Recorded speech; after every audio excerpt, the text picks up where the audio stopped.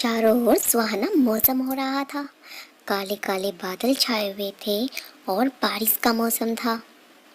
ये कहानी है केदार घाटियों के जंगल की, जहाँ सभी पक्षी बड़े प्रेम से एक दूसरे के साथ रहते थे।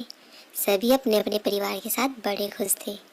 सभी के बच्चे कबूतर जी के स्कूल में पढ़ने जाते थे। कबूतर जी वहाँ सबसे पढ़े लिखे पक्षी थे, जो कि शहर से पढ़कर आए थे। किंतु उन्हें शहर इतना पसंद नहीं था, इसीलिए उन्होंने वापस अपने जंगल आकर एक स्कूल खोल लिया, जहाँ वो सभी पक्षियों के बच्चों को शिक्षा देते थे। सभी से वो निवेदन करके बोलते थे कि सभी अपने बच्चों को मेरे स्कूल में भेजें, ताकि वो पढ़ लिख कर अच्छे से दाना कमाना सीख जाएं।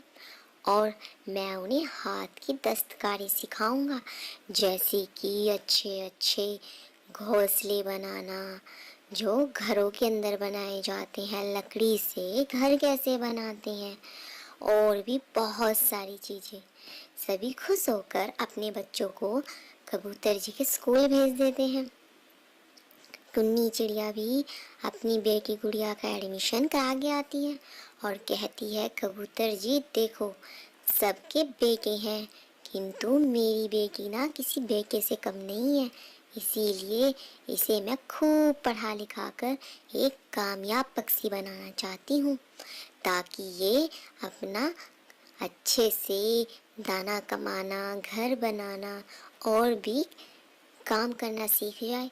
और हाँ कबूतर जी, मेरी बेटी को खेती करना भी जरूर सिखाना, ना जाने कैसा वक्त आ जाए, कुछ भी करना होता है ना जिंदगी में। कबूतर कहता है, हाँ भाई रानो, बात तो तुम सही कह रही हो। मैं सभी बच्चों को एक समान, चाहे वो बेटा हो या बेटी, सबको एक समान शिक्षा देता हूँ और ऐसे ही देता रहूँगा। सभी अपने पक्षी बच्चों को छोड़कर कबूतर के स्कूल में चले जाते हैं। घनी तेज रास्ते में बारिश आती है।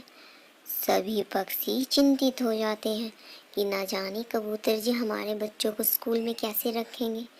तब रानो कहती है, बेफिक्र रहो, वो एक पढ़े लिखे पक्षी हैं और स्कूल खोला हुआ है उन्होंने, वो सभी का बड़े अच्छे से ध्यान रखेंगे, तुम्हें चिंता करने की जरूरत नहीं। किंतु जो गौरी थी ना, वो किसी की बात पर यकीन ही नहीं करती थी। उसे अपने बेटे जग्गू से बड़ा लगाव था। वो बीच में जाकर अपने बेटे को वापस ले आई और उसे अपने घर में बिठा लिया। किंतु अन्य पक्षी कोई भी अपने बच्चों को वापस नहीं लाया। तो कबूतर जी ने उस दिन बारिश से बचने के लिए पक्षियों को एक तरकीब बताई, किंतु जग्गू तो उसे सीख ही नहीं पाया, क्योंकि गौरी जो उसे बीच रास्ते से ले आई।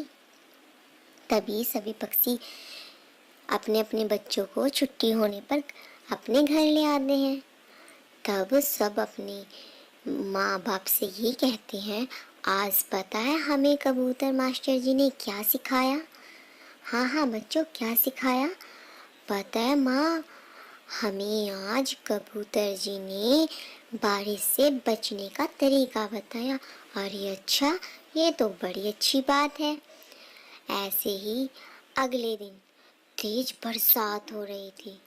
सभी पक्षी छाता ले लेकर अपने बच्चे को कबूतर जी के स्कूल भेज रहे थे, किंतु गौरी बिल्कुल नहीं भेज रही थी। कह रही थी, इस बरसात में, थोड़ी सी बरसात में अगर मेरे बच्चे के पंखों में दर्द हो गया या उसे बुखार हो गया, कौन सा कबूतर उनका इलाज करा देंगे? शिक्षा दे रहे हैं, शिक्षा के बदले हमसे दाना भी तो ले रहे हैं ना। वैसे भी तुम जाओ, अपना नुकसान करो, दाना भी दे के आओ और अपने बच्चों को इस घनी बरसात में स्कूल छोड़ के भी आओ। तब पता चलेगा, तब सबके बच्चे बीमार पड़ेंगे, मेरा जग्गू अकेला स्वस्थ रहेगा। किंतु सभी पक्षी ये जानते थे कि गौरी अपनी मनमानी करती है और वो अपने पक्षी जग्गू को बिल्कुल कमज़ोर कर देगी, ना तो उसे कुछ पढ़ना लिखना आएगा और ना ही उसे कोई हाथ की दस्तकारी आएगी।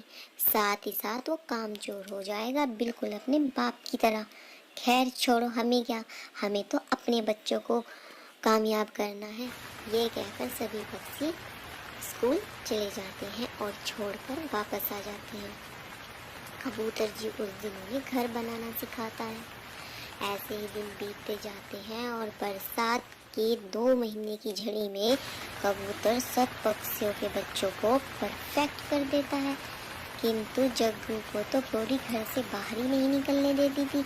इसीलिए जग्गू सभी पक्षियों में कमजोर रह गया। ना तो उसे हाथ की दस्तकारी सीखने को मिली और ना ही अच्छा पढ़ाई काम करके दाना कमाने की। और बरसात के मौसम में न बारिश से बचने का उसको आया और ना ही अपनी स्वयं की रक्षा करना। सभी पक्षियों के बच्चे परफेक्ट होकर बरसात के दिनों में अपना घर बनाने लगे। किंतु वहीं गौरी तेज तूफान और बरसात के कारण अपना घर खो चुकी थी। वो दोनों माँ बेटा, क्योंकि ना तो गौरी को कुछ आता और ना ही जग्गू कुछ सीख पाया, इसीलिए वो घनी बरसात में एक पेड़ की टहनी पर बैठे रहे।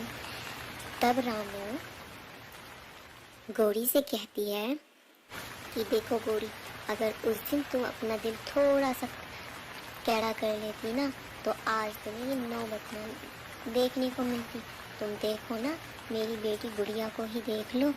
मैंने अपने दिल पे पत्थर रख के घनी बरसात और तूफान में भी उसे स्कूल भेजा, तभी तो उसे देखो। आज मेरी तबीयत थोड़ी खराब थी, किंतु मेरी बेटी ने भरी बरसात में ना सिर्फ घर अच्छे से मरम्मत किया है, बल्कि अच्छा एक मजबूत भी बराबर में बना लिया। अगर हमारा घर ये खराब हो जाए तो हम जाकर बरसात में उसमें रह लें। और हाँ, बारिश से बचकर दाना कैसे इकट्ठा किया जाए वो भी कबूतर मास्टर जी ने बच्चों को सिखा दिया। इसीलिए सभी पक्षी बच्चे अपना अपना काम आज स्वयं कर रहे हैं और हम माँ बापों को अच्छे से रहने दे रहे हैं। तुम देखो, तुम ही परेशान हो, उधर कालू का नहीं पता वो है कहाँ। इस बरसात में तुम दोनों माँ बेटे बड़े परेशान हो रहे हो। देखो, अपने बच्चों के प्रति हमें कभी कमज़ोर नहीं बनना चाहिए। उन्हें अच्छे से शिक्षा और दीक्षा के साथ साथ ना उन्हें मुसीबतों का सामना करना सिखाना चाहिए। तुमने ना तो खुद किया और ना ही अपने बच्चे को सिखाया, इसीलिए आज तुम सब पक्षियों में सबसे कमज़ोर नज़र आ रही हो। देखो, तुम ही अकेली घर से बाहर बैठी हो। खैर छोड़ो, हमारा क्या, जब तुमने अपने बच्चे को कुछ सिखाया ही नहीं, अब भुगतो। किंतु ये बात रानू कहकर अंदर तो चली जाती है। फिर वो सोचती है कि एक पक्षी ही दूसरे पक्षी के काम आता है। तब वो सभी पक्षियों को इकट्ठा कर बोलती है कि देखो, हमारे बच्चों ने तो अपना अपना कर लिया, अब हमारे सभी बच्चों को मिलकर जग्गू का घर भी बना लेना चाहिए, क्योंकि एक पक्षी ही दूसरे पक्षी के काम आता है। और इससे गौरी को पता भी चलेगा कि आखिर उसने कितना कीमती समय खोया है। तो इस कहानी से हमें ये सीख मिलती है कि हमें मौसम या मुसीबतों से कभी डरना और घबराना नहीं चाहिए। हमेशा अपने बच्चों को हर चीज़ का सामना कराते रहना चाहिए, चाहे वो कोई भी समय हो। बरसात के दिनों में उन्हें ये सोचकर घर में नहीं रखना चाहिए कि बरसात है या कोई मुश्किल उन पर आ जाए तो उन्हें उनका सामना ना करने दिया जाए। ये आने वाले समय में उनके लिए मुसीबत बन सकता है। इसीलिए हमें हर तरीके से अपने बच्चों का साहस बढ़ाते रहना चाहिए और उन्हें मुसीबतों का डटकर सामना कैसे करते हैं वो सिखाना चाहिए। यही उन्हें एक अच्छा भविष्य दिया जा सकता है। तो आपको ये कहानी कैसी लगी, आप हमें कमेंट सेक्शन में ज़रूर बताना। साथ ही साथ चैनल को लाइक शेयर सब्सक्राइब करना बिल्कुल न भूलना, ना ही बेल आइकन बटन प्रेस करना, ताकि आपको आने वाली सभी वीडियो का नोटिफिकेशन मिल जाए।